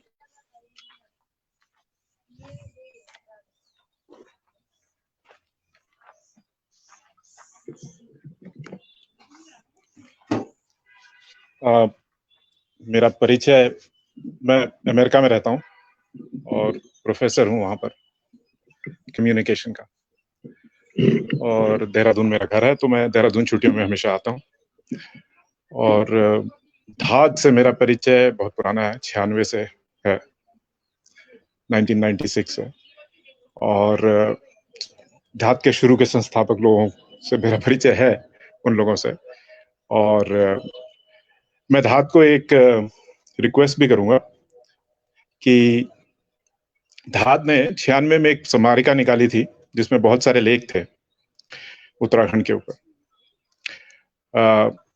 मेरे पास तो है हार्ड कॉपी उस स्मारिका की, लेकिन मैं धाद से कहूंगा कि कॉपीराइट आपका है, तो आप इसको या तो दोबारा निकालें या इसको एक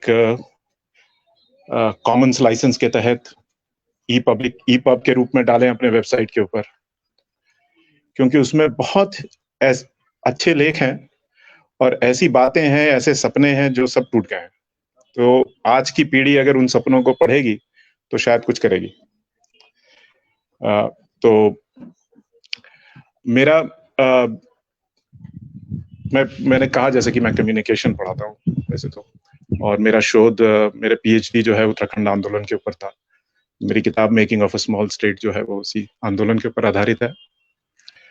और अभी बिस जी बोल रहे थे, बिस जी को मैं जानता नहीं हूँ, लेकिन बिस जी ने अपने गुरुजी का नाम लिया, तो मेरे भी गुरुजी हैं दाताराम पुरोहित, तो उससे हमारा और आपका भी संबंध हो गया। दाताराम पुरोहित ने ही हमें पहाड़ को इंट्रोड्यूस कराया था हम लोगों को, उनके साथ बहुत यात्राएं करी हमने, और ढोल से भी उन्होंने ही हमारा परिचय कराया। तो मेरा और हिमांशु जी का, हम लोगों ने बहुत यात्राएं साथ करी हैं, हिमांशु जी ने और मैंने पुरोहित जी के साथ।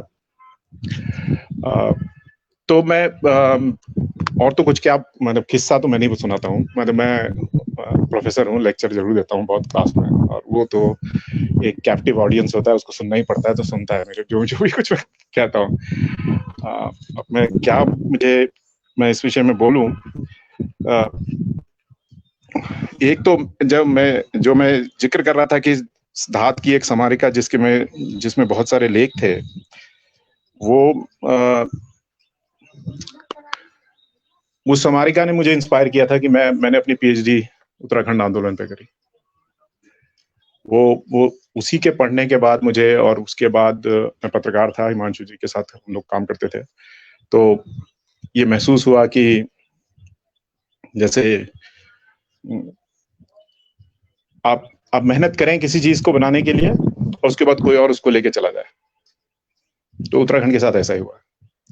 तो जिन लोगों ने मेहनत करी, जिन लोगों ने इस आंदोलन के में बढ़ चढ़ के काम किया, जिनके सपने थे, वो तो आज कहीं दिखते नहीं है। इस राज्य के शासन में, इस राज्य के प्रशासन में, इस राज्य के सोच में, तो उसको बनाया उन लोगों ने, लेकिन लेके कोई और चला गया। और फिर उसके बाद तो जब जिन लोगों के कब्जे में है ये राज्य, उनका तो कोई लेना देना नहीं उस सोच से, तो उस सोच को बढ़ाने का क्या मतलब है। तो मैं तो ये कहूंगा कि उसके बारे में पढ़िए। ऐसा है कि बहुत सारे लोग आके बोलते बहुत हैं कि अरे उत्तराखंड नहीं है, वैसा नहीं राज्य बना वैसा, लेकिन आज की पीढ़ी को बहुत कम जानकारी है कि वो आंदोलन था क्या। तो कम से कम अगर वो स्मारिका छपेगी तो उसके लेखों को पढ़कर आज की पीढ़ी जानेगी कि उत्तराखंड आंदोलन के पीछे सोच क्या थी। और उसमें बहुत से महत्वपूर्ण लोगों ने लेख कंट्रीब्यूट किए हैं, और हर एंगल से वो एक तरीके से what sort of Uttarakhand people wanted, it kind of brings that up. एक शायद जरूरी है कि उस बात को दोबारा से एम्फसाइज करें, किसी और को बोलने की जरूरत नहीं है। बहुत सारे उनमें से गुजर गए लोग जिन्होंने लेख लिखे, बहुत सारे जिंदा हैं आज भी। और लेकिन आप अगर पढ़ेंगे, आप उस बात को समझेंगे आज के परिप्रेक्ष्य में उसको समझकर आगे बढ़ाना चाहेंगे तो बहुत अच्छा रहेगा। अब तो मेरी यही अपील है बस दाद से कि किसी तरीके से उसको निकाला जाए। अब मैं पढ़ूं क्या, तो देखिए एक खलील जिब्रान की कविता है फियर, और उसका मैंने कुछ समय पहले ट्रांसलेशन किया था, तो मैं उसका एक ट्रांसलेशन आपको हिंदी में सुनाता हूँ। ऐसा सुना है कि समुद्र से मिलने से पहले नदी डर से कांपती है। ऐसा सुना है कि समुद्र से मिलने से पहले नदी डर से कांपती है, पीछे मुड़कर अपनी लंबी यात्रा का स्मरण करती है, कैसे वे पहाड़ों के चोटियों से निकल घाटियों को काटते, जंगलों और गांवों से होकर यहां तक समुद्र तट पर आ पहुंची, और यहां पहुंच समुद्र के अथाह विस्तार को देख सोचती है, और यहां पहुंच समुद्र के अथाह विस्तार को देख सोचती है, इसमें मिलना हमेशा के लिए खो जाने जैसा है। इसमें मिलना हमेशा के लिए खो जाने के जैसा है, पर कोई और रास्ता भी नहीं है, पर कोई और रास्ता भी नहीं है। नदी वापस हरगिज नहीं जा सकती, पर कोई और रास्ता भी नहीं है। नदी वापस हरगिज नहीं जा सकती, कोई भी वापस नहीं जा सकता, कोई भी वापस नहीं जा सकता। जीवन का सत्य यही है, और कोई भी वापस नहीं जा सकता। जीवन का सत्य यही है, वापस जाना मुमकिन ही नहीं है। नदी को समुद्र से मिलने का जोखिम तो लेना ही होगा। नदी को समुद्र से मिलने का जोखिम तो लेना ही होगा, क्योंकि तभी तो डर लुप्त होगा। तभी तो डर लुप्त होगा, तभी तो नदी को ये पता चलेगा कि वो समुद्र में खोना नहीं, पर समुद्र हो जाना यात्रा का गंतव्य है। और ये मेरी एक बहुत मतलब खलील जिब्रान की सबसे जो कविता मुझे पसंद है वो उनमें से है, और ये इसका मेटाफोरिकल है, आप किसी रूप में उसको लगा लें, किसी भी रूप में उसको समझ सकते हैं। लेकिन क्योंकि हम लोग सब बदलाव से गुजरते हैं, तो ये बदलाव से जुड़ा हुआ है। आखिर हम लोग भी, आप में से बहुत सारे लोग पहाड़ से यहाँ आए हैं, और आए हैं, और जब निकले होंगे पहाड़ से तो सोचा होगा कि नहीं नौकरी करके वापस गांव चले जाएंगे, लेकिन ऐसा होता नहीं है, बहुत मुमकिन नहीं हो पाता।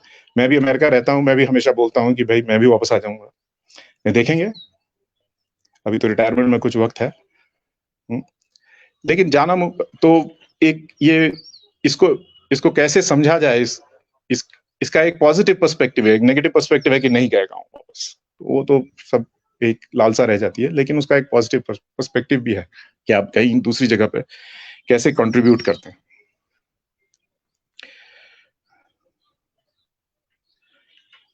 तो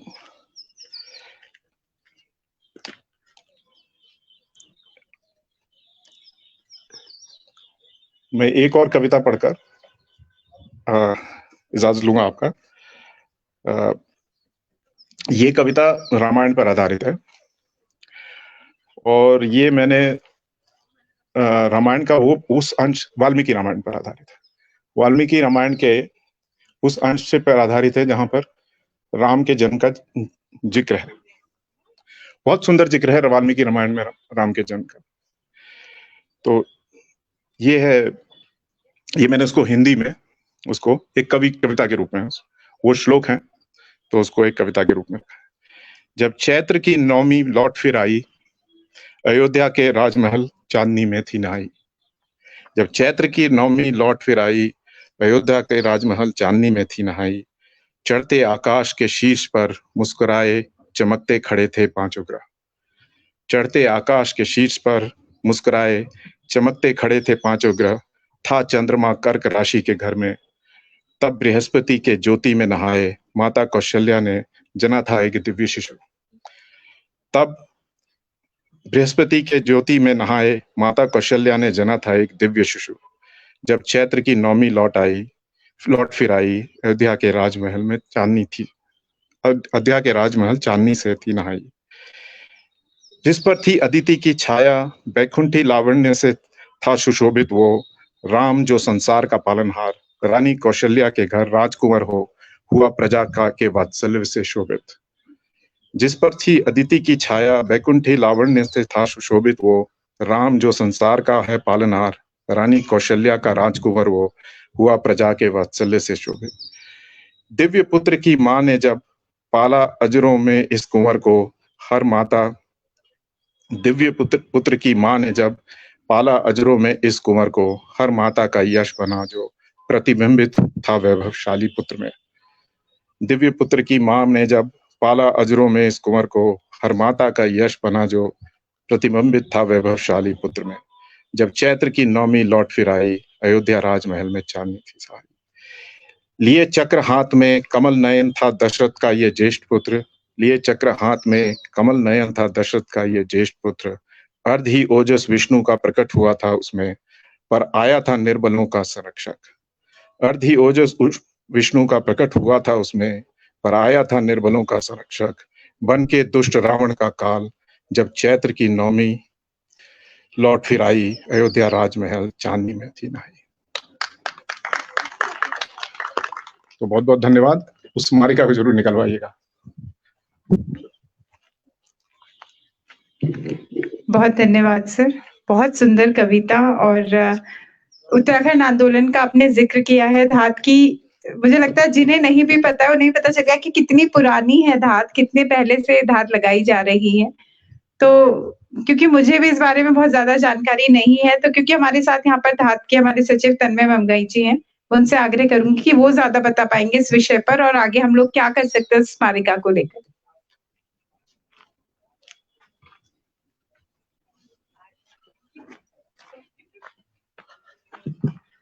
सभी को नमस्कार। और जो लोग यहाँ बैठे हैं और जो लोग फेसबुक पर हमें बहुत दूर से सुन रहे हैं, मैं कई मित्रों के फोन आए हमारे पास कोटद्वार से पड़ी। तो वैसे तय था कि जब आज ओपन माइक था तो मैंने नहीं आना था, क्योंकि हर बार माइक में मैं तो आता ही तो हमने सोचा था कि नहीं, लेकिन अनूप भाई ने आज जो प्रसंग छेड़ दिया तो इसलिए मैंने अर्चना को बोला कि इसका जवाब देता हूँ मैं। और जिस पत्रिका की बात अनूप भाई ने करी है 1994 में निकला था वो, उसका नाम था धात ग्रंथ आयोजन एक, और वो राज्य की कल्पना थी। और वो उस दौर में निकला था जब अभी उत्तराखंड स्टेट फॉर्म नहीं हुआ था। उसको लेकर के बहुत सारे लोग दीवानों की तरह सड़क पर घूमते थे, उनमें से हम भी एक थे, अनूप भाई भी थे, हिमांशु, हम सब लोग। और हमें मालूम नहीं था कि ये राज्य कैसे बनेगा, पर हम सोचते थे कि ऐसा बनना चाहिए। और जैसे हर आदमी अपने बच्चों के लिए, अपनी आने वाली पीढ़ी के लिए सपना देखता था, तो अपने सपने वो देखते थे। और ये सपना इतना पागल कर देने वाला सपना था कि इसने बहुत सारे लोगों को अपने घर बार छोड़ने को, अपने कैरियर को छोड़ने को, मतलब इस तरह से विवश कर दिया। वो भूल गए कि उनको कुछ व्यक्तिगत जीवन में भी चाहिए होता है। और हम भाग्यशाली रहे कि हम उस कदर बर्बाद नहीं हुए, लेकिन बहुत सारी एक पीढ़ी थी वो पूरी धराशायी हुई इस पूरे दौर में। और जिस बात का जिक्र उन्होंने कहा कि उसको दोबारा पब्लिश होना चाहिए, उसको ई फॉर्म में आना चाहिए, तो उनका आग्रह हम स्वीकार करते हैं और हमारी कोशिश रहेगी कि जल्दी उस पर काम करें। वो एक अमूल्य ग्रंथ है जो जिसने एक समय पर दस्तक दी, और राज्य किस तरह से होना चाहिए, उसकी एस्पिरेशन क्या है, उसका आइडियोलॉजिकल बैकग्राउंड क्या है, वो केवल एक ज्योग्राफिकल बनावट नहीं होकर के, नक्शे में बनी हुई लकीरें ना होकर के, उसके पीछे क्या क्या तड़प रही है, क्या क्या सवाल रहे, तो वो तो हम करेंगे। लेकिन मैं ये एक बात बताना चाहता हूँ कि उस निराशा से, उस हताशा से, उन सब हारों से हम सब गुजरे, और सब लोग एक दौर में निराश हुए और सबको लगा कि हम सब जो सोच रहे थे वो तो नहीं हो पाया। राजनीतिक रूप से वो शक्ल नहीं ली उसने, समाज के तौर पर वो शक्ल नहीं ली, लेकिन हमारे पास रास्ता क्या था? जैसे उन्होंने बोला, अभी नदी का जिक्र किया, हमारे पास रास्ता ये था कि हम अपने हिस्से की लड़ाई जारी रखें। और मैं अनूप भाई साहब को और सभी लोगों को बताना चाहता हूँ कि धाद ने और हम सब लोग जो उसमें शामिल हैं, हमने अपने हिस्से का छोटा सा युद्ध जारी रखा है। आज भी स्मृति वन उसी युद्ध का परिचायक है, हरेला भी उसी युद्ध का परिचायक है। 2015 में जब हरेला स्टेट फेस्टिवल बना, उसके पहले आपको जानकर हर्ष होगा कि उत्तराखंड का कोई स्टेट फेस्टिवल नहीं था। उत्तराखंड के इतने सारे लोक पर्व होते हैं जो समाज को अलग अलग तरह से जोड़ते हैं, उनकी कोई पहचान नहीं थी, ना कोई इसको छुट्टी होना तो बहुत दूर की बात है, लेकिन उसका सोशल इंटरप्रिटेशन नहीं था। हमने जो 2015 में हरेला को लेकर उत्तराखंड सरकार के पास गए, हमने बात रखी और तय हुआ कि इस बार हरेला मुख्यमंत्री आवास में होना है। तो हमारे जो पुराने क्रांतिकारी मित्र थे उन्होंने हमसे कहा कि तुम सत्ता पक्ष की गोद में बैठ गए हो और तुम मुख्यमंत्री आवास में हरेला का आयोजन कर रहे हो, इसका मतलब तुम तो सत्ता से मिल रहे हो, कायदे से तुमका विरोध करना चाहिए था।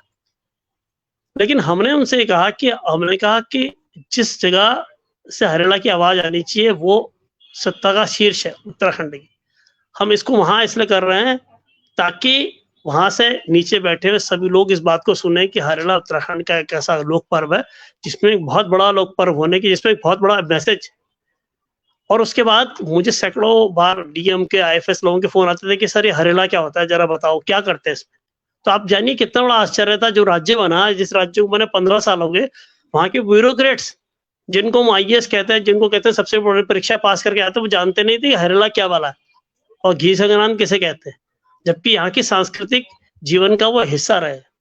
तो ये हमारे लिए बड़ा आश्चर्य रहा। तो फिर हमने इसको अलग अलग तरह से काम करना चालू किया। हिमांशु भाई गवाह है कि 2010 में हमने उत्तराखंड की होलियों को लेकर प्रयास चालू किया, फिर हमने हरेला पे आए। घी संग्राम यानी कुमाऊं में जो घी त्योहार होता है, एक बार बताना चाहता हूँ, वो लड़कियों के मायके आने पर घी रोटी खिलाने का पर्व है। हमने उसे उत्तराखंड के फूड फेस्टिवल के तौर पर काम करना उस पर चालू किया। हमारे पास रिसोर्स नहीं थे और जब जितना संसाधन हो तब उतना काम किया। जैसे आज भी हम जो एक करते हैं फेस्टिवल छोटा, हम अपना छोटे से रिसोर्स पे काम करते हैं और कोशिश करते हैं कि वो मीट आउट हो जाए। ऐसे बहुत सारे प्रश्नों का उत्तर देने की हम अपनी तरह से अपनी छोटी छोटी लड़ाइयों के माध्यम से जारी रहते हैं। हमारी लड़ाई बहुत बड़ी लड़ाई नहीं है, मैं मानता हूँ, क्योंकि हमारी सबकी सीमाएं, लेकिन मेरा मानना है कि हम सब अपने अपने स्तर पर जिस भी सपने को देखते रहे उस सपने के लिए लगातार काम करते रहे, चाहे कुछ भी हो जाए।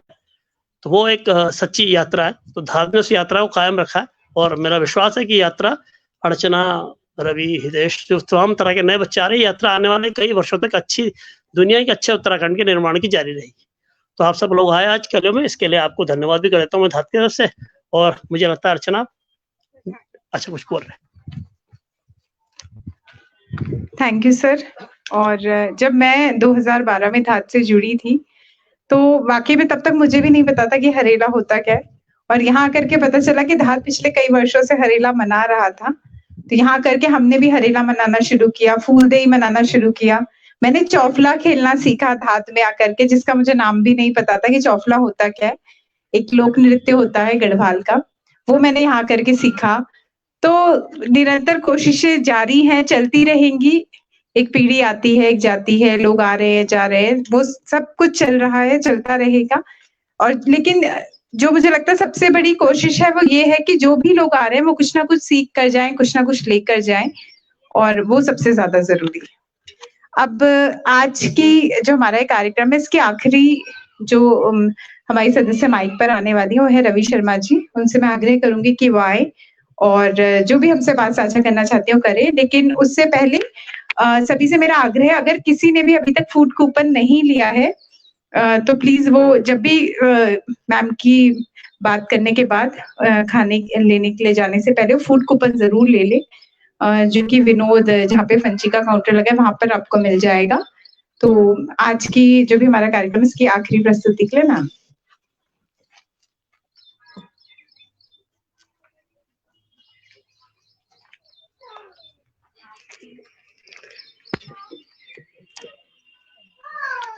मैं रवि शर्मा, भारत स्वाभिमान उत्तराखंड देहरादून जिले की प्रभारी हूँ, और मेरा जो धात का परिचय है वो मैडम हमारी लिली धस्माना जी के थ्रू हुआ। और इस ग्रुप को मैं आज पहली बार अटेंड कर रही हूँ, आपके इस कार्यक्रम में मैं पहली बार आ रही हूँ। लेकिन यहाँ पर जैसे कि सभी ने बहुत कुछ बोला है, बहुत अच्छी अच्छी बातें बोली हैं। धात का मतलब आवाज देना, जैसा कि मुझे भी बताया गया। तो आवाज हमारे भीतर उठनी चाहिए, बदलाव हमारे भीतर होना चाहिए। ये जितना भी हम अभी प्रयास कर रहे हैं, ये हम बाहर के बदलाव का प्रयत्न कर रहे हैं। जिस दिन हमारे भीतर ये जागृति आ गई कि मुझे सही मायने में करना क्या है, उस दिन बदलाव सब और दिखने लगेगा। अभी मैं आपके यही प्रांगण में घूम रहे थे तो हमें यही लगा कि हम चाहते हैं सफाई सब और हो। क्या हमने उस प्रांगण में कुछ टाइम दिया, उसको सफाई किया? वो ज्यादा इम्पोर्टेंट है। क्या हमारे घर में जो कूड़ा करकट होता है, क्या हम उसका सदुपयोग करते हैं? क्या वो गंदगी बाहर कूड़ेदान में जाती है? उसका हम क्या करते हैं? उसको भी हम रिसाइकल कर सकते हैं, उसके भी बहुत से उपयोग है जो हम कर सकते हैं, और मैं ये कार्य करती हूँ। तो मेरे कहने का मतलब भी बहुत कुछ है, जैसे कि नशे के ऊपर भी बोला गया। नशा पंजाब में तो इसको बहुत ज्यादा, मतलब कि बहुत, वहां का तो बहुत ज्यादा पीढ़ी जो है हमारी ऑलमोस्ट इसी ओर में चली गई, और वो वहां से उभरना उन लोगों के लिए कितना मुश्किल है ये हम जानते हैं। मैं पंजाब से बिलोंग करती हूँ। तो ये जो चीजें, जितना कुछ भी बोला गया बहुत अच्छा था, सभी ने कविताएं बोली, बहुत अलग अलग अपने विचार रखे, वो सब बहुत सराहनीय है।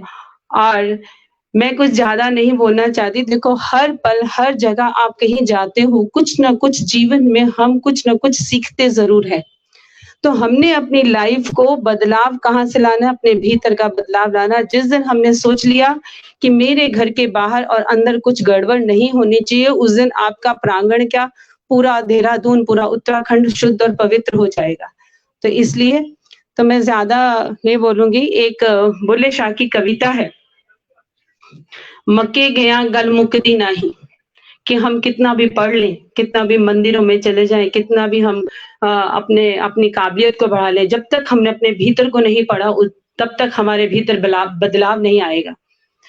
मक्के गया गल मुकदी नाही, मक्के गया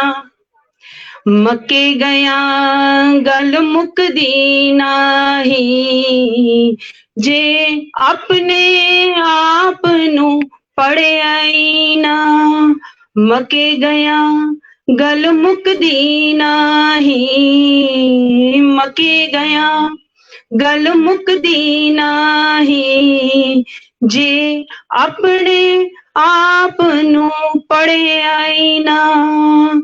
बुल्ले शाह गल ताइयों मुकदी जदों मैनू दिलों मुकाइए, मके गया गल मुकदी नाही, मके गया गल मुकदी नाही। मैं ज्यादा नहीं बोलूंगी, बहुत लंबी है ये कविता।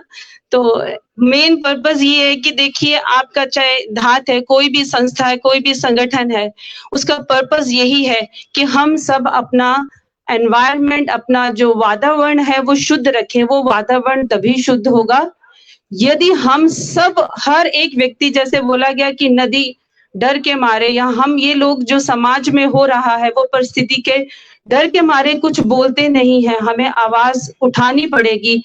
और अगर हम आवाज नहीं उठाते कि छोड़ो सब कुछ होने दो, चलता है, तो चलने वाला नहीं है, तो उसको चलने नहीं देना, उसमें चेंज लाना है। तो धन्यवाद आप सभी का। Om. Thank you so much ma'am. और क्योंकि अब हम लोग खाने के लिए जाने वाले हैं, एक छोटा सा शेर मैं सुनाना चाहूंगी। आसानी से टूट जाऊं, आसानी से टूट जाऊं, वो इंसान थोड़े ना हूं, आसानी से टूट जाऊं, वो इंसान थोड़े ना हूं। ममगाई जी जरा ध्यान दीजिएगा इधर। आसानी से टूट जाऊं, ये खासकर आपके लिए है तन्मय सर। आसानी से टूट जाऊं, वो इंसान थोड़े ना हूं, सबको पसंद आ जाऊं, चाहे थोड़े ना हो। क्योंकि ममगाई जी का रिवाज रहा है, हम जब भी कोई कार्यक्रम हुआ है, अगर वहां की चाय पीने के बाद अलग से बाहर ले जाकर कोई टी स्टॉल पर, किसी दुकान में हम बच्चों को लेकर के जाना और चाय जरूर पिलाना, क्योंकि वो चाय के जितने शौकीन हम सब जानते हैं। और बस अब हम लोग खाने की ओर बढ़ेंगे, लेकिन एक प्यारी सी बच्ची हमारे साथ यहाँ पर है, रिद्धि। प्लीज आप आओगे मेरे पास? समृद्धि, ओके समृद्धि। तो आज इस बच्ची का बर्थडे है, आ जाओ जल्दी से। और इतनी प्यारी है बच्ची, सुबह से यहाँ लगी हुई है। और इसके पापा है सुशील पुरोहित सर। शुभम, अगर वो दिख रही है कैमरे में तो, वरना थोड़ा सा एंगल सेट कर लो। और इसके पापा यहाँ रोज आते हैं पूरी गर्मियों में पानी डालने, तो ये भी उनके साथ इतनी बार आई है, इतनी छोटी सी बच्ची। तो एक बार हम लोग सब समृद्धि के लिए हैप्पी बर्थडे मुझे लगता है गा सकते हैं, तो बच्ची को भी अच्छा लगेगा। सब प्लीज मेरे साथ गाएं, क्लैपिंग जरूर करें। Happy birthday to you, happy birthday to you, Happy birthday to dear Samriddhi. Happy birthday to you. May God bless you. May God bless you. May God bless you. Happy birthday to you. And I hope Samriddhi इतनी छोटी सी उम्र से पौधों में पानी देना, स्मृति बना रही है, एनवायरमेंट से जुड़ गई है, आगे भी ऐसे ही रहेगा। और मुझे लगता है जब हम तन्मय सर लोग की एज में पहुंचेंगे तो समृद्धि हमारी जगह यहाँ खड़े होकर माइक संभाल रही होगी। तो एक बार फिर से जोरदार तालियां समृद्धि के लिए और आप सभी लोगों के लिए जिन्होंने भी आज यहाँ पर प्रस्तुति दी। बहुत मजा आया और आगे भी हम लोग जरूर ओपन माइक करते रहेंगे, तो सबको मौका भी मिलेगा। और बहुत एक नई जो साइट है, जैसे शुभम ने इतनी अच्छी कविता सुनाई, तो आगे भी लिखो, इतनी प्यारी, इतने अच्छे अच्छे मैसेजेस सबने दिए, तो वो भी हम लोग आगे जरूर करते रहेंगे। तो अब गर्मा गर्म खाना आपकी नरमा नरम उंगलियों का इंतजार कर रहा है, तो देर किस बात की है, आइए शुरू करते हैं। और साथ ही मंजू मैम हमें जो आज का मेन्यू है, जो हमारा पहाड़ी खाना है, उसके बारे में भी बताएंगी।